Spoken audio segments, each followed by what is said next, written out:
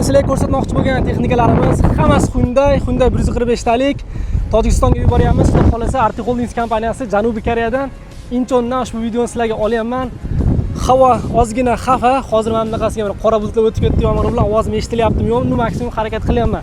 Demak, biz yo'nalishimiz ushbu kema orqali Xitoyga, Xitoydan esa texnikalarimiz tarqaydi Tojikistonga, Qirg'izistonga, Qozog'istonga hamda O'zbekiston davlatlariga.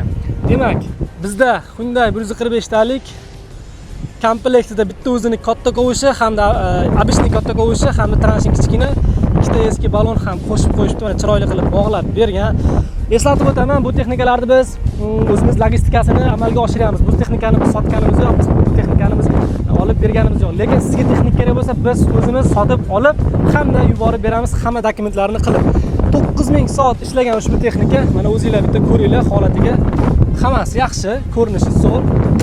2017-yilgan ikkinchi texnika ham xuddi shunday 145 talik komplektida buniki bilan bir xil bitta katta kovush hamda bitta kichkina kovush, eski balon va bu texnikani balonlarini hammasini yangi qilib qo'yibdi. Qaranglar, e'tibor bersanglar.